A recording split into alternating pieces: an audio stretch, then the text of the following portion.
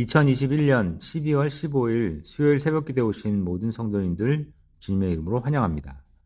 오늘 함께 나눌 말씀은 구약성경 요엘서 1장 1절에서 12절 말씀입니다. 요엘 1장 1절에서 12절 말씀입니다. 제가 봉독하겠습니다. 브두엘의 아들 요엘에게 임한 여호와의 말씀이라. 늙은 자들아 너희는 이것을 들을지어다. 땅의 모든 주민들아 너희는 귀를 기울일지어다. 너희의 날에나 너희 조상들의 날에 이런 일이 있었느냐. 너희는 이 일을 너희 자녀에게 말하고 너희 자녀는 자기 자녀에게 말하고 그 자녀는 후세에 말할 것이니라. 팥종이가 남긴 것을 메뚜기가 먹고 메뚜기가 남긴 것을 느치가 먹고 느치가 남긴 것을 황충이 먹었도다. 취하는 자들아 너희는 깨어 울지어다. 포도주를 마시는 자들아 너희는 울지어다. 이는 단 포도주가 너희 입에서 끊어졌음이니 다른 한 민족이 내 땅에 올라왔음이로다. 그들은 강하고 수가 많으며 그 이빨은 사자의 이빨 같고 그 어금니는 암사자의 어금니 같도다. 그들이 내 포도나무를 멸하며 내 무화과 나무를 긁어 말갛게 벗겨서 버리니 그 모든 가지가 하얗게 되었도다. 너희는 처녀가 어렸을 때 약혼한 남자로 말미암아 굵은 배로 동이고 애국함 같이 할지어다. 소제와 전제가 여호와의 성전에서 끊어졌고 여호와께 수종드는 제사장은 슬퍼하도다. 밭이 황무하고 토지가 마르니 곡식이 떨어지며 새 포도주가 말랐고 기름이 다하였도다. 농부들아 너희는 부끄러워할지어다. 포도원을 가꾸는 자들아 곡할지어다. 이는 밀과 보리 때문이라. 밭의 소산이 다 없어졌음이로다. 포도나무가 시들었고 무화과 나무가 말랐으며 석류나무와 대추나무와 사과나무와 밭의 모든 나무가 다 시들었으니 이러므로 사람의 즐거움이 말랐도다. 아멘. 보통 선지서는 그 시대를 알려주는 내용이나 선지자에 대한 세부 내용이 기록되어 있는데 요엘서는 그런 직접적인 기록이 없기 때문에 정확하게 선지자 요엘이 누구인지 그리고 이 요엘서가 언제 쓰여졌는지 확정하기가 어렵습니다. 하지만 몇 가지 힌트가 그 안에 있습니다.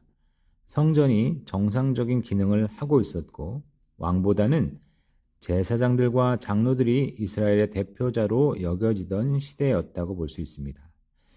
이런 힌트가 있지만 이 힌트를 통해서 정확한 시대를 확정할 수는 없습니다.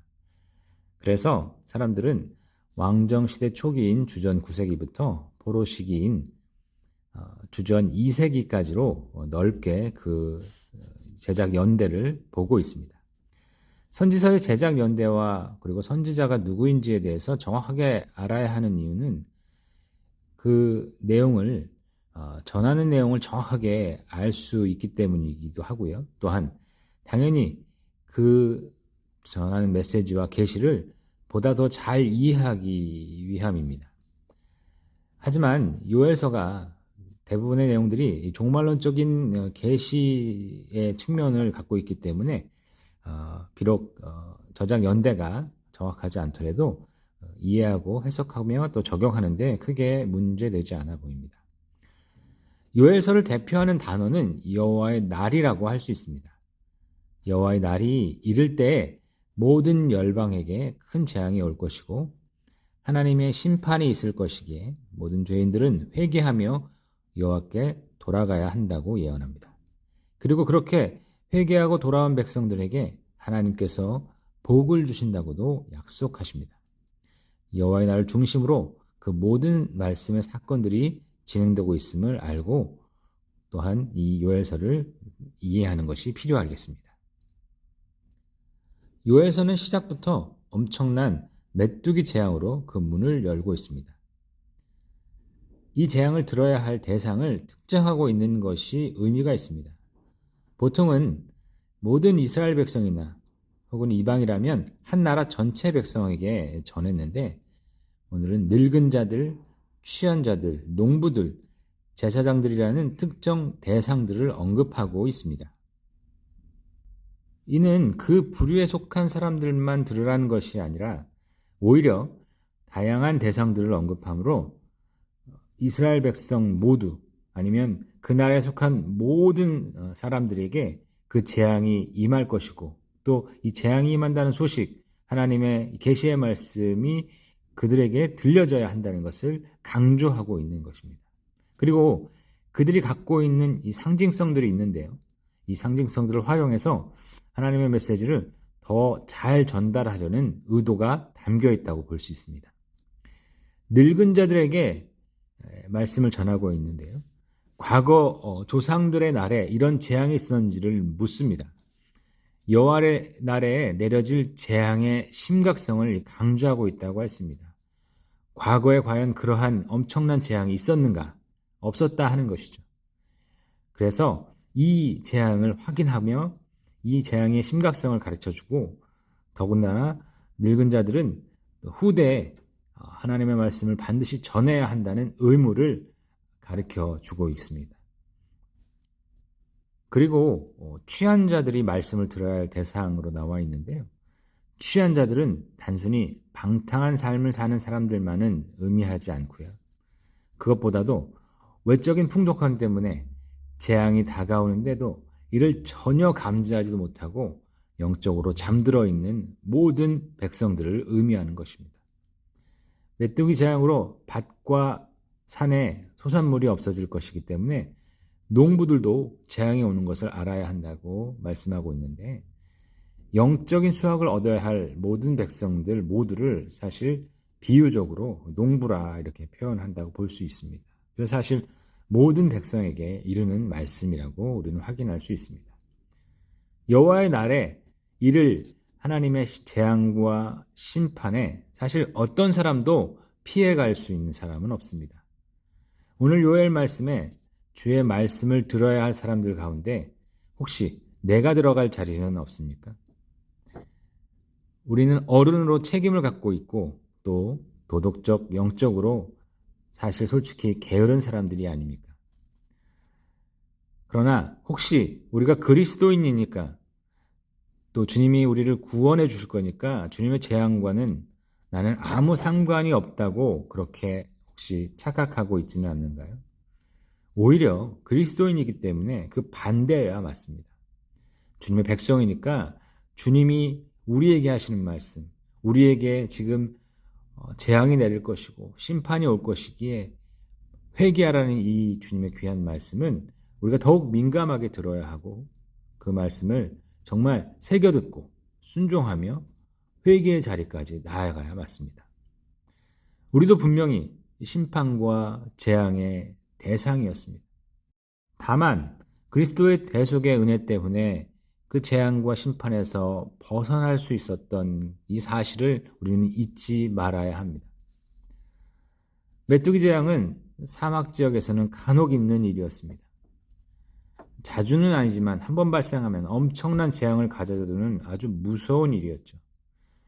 마치 종말이 온 것과 같은 일들이 벌어지기에 종말을 비유하는 재앙으로도 사실 많이 사용되기도 합니다. 요엘서에 메뚜기 말고 다른 여러 곤충들의 이름이 등장하는데 사실 이 이름들 모두는 메뚜기를 칭하는 여러 다른 이름들이라고 할 수 있습니다. 또한 이 메뚜기 재앙은 여러 가지도 비유를 담고 있는데 한 나라의 군대가 다른 약한 나라를 치는 모습을 또 이와 같이 묘사하기 위해서 메뚜기 재앙의 이미지를 사용하기도 합니다. 어찌되었든 메뚜기 재앙으로 온 땅이 이 황폐함으로 가득 차게 될 것이지만 사실 하나님은 이 일을 통해서 또한 은혜를 보여주고 있음을 가르쳐주고 있습니다. 사실 이렇게 온 땅이 황폐하여서 더 이상 먹을 것이 없어졌을 때 특별히 더 이상 마실 포도주가 없어지기 때문입니다. 마실 포도주가 없어야 그제야 비로소 무감각함과 이 게으름에서 깨어날 수 있는 기회가 주어지기 때문입니다. 결국 하나님의 재앙과 심판은 하나님께 나아갈 수 있는 회개의 기회를 제공하는 것입니다. 우리에게 시련과 고난이 주어지는 것 또한 주님의 은혜임을 잊지 말아야 합니다.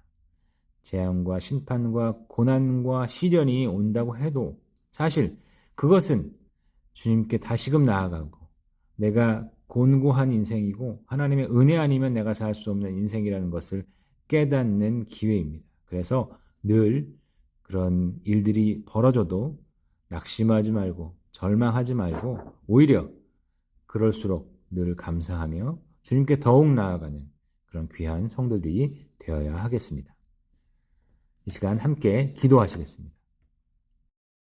존귀하신 하나님 아버지, 마지막 때에 주님의 자녀로 주님 말씀을 붙들며 살아갈 수 있는 은혜를 주심에 참 감사합니다. 관영한 세상의 죄악 때문에 주께서 재앙과 심판을 내리실 때 주의 백성으로 깨어있게 하여 주시옵소서. 먼저 회개하고 주님 말씀에 순종하게 하여 주시옵소서. 나아가 우리 다음 세대에게 주님 말씀을 잊지 않도록 전달하는 우리가 되게 하여 주시옵소서. 주님의 재앙과 심판이 오히려 우리에게 주님께 나아갈 수 있는 기회인 것을 감사하며 살아가게 하여 주시옵소서. 임마누엘 예수 그리스도께서 이 땅에 오심을 그 누구보다 기뻐하며 이 복된 소식을 세상에 전하게 하시고 무엇보다 우리의 존재와 삶으로 드러내게 하여 주시옵소서. 아직도 세상 곳곳은 어둡고 예수님의 사랑이 너무나 많이 필요합니다. 주의 자녀들, 주님의 공동체가 이 사랑을 전하게 하여 주시옵소서. 오늘도 우리에게 필요한 것으로 함께하여 주시기를 믿사오며 감사드리고 우리 주 예수 그리스도의 이름으로 기도드릴 때 우리 구주 예수 그리스도의 은혜와 하나님 아버지의 극진하신 사랑하심과 성령 하나님의 감화감동하심이 사랑하는 모든 성도들 머리 위에 영원토록 함께 있을지어다. 아멘.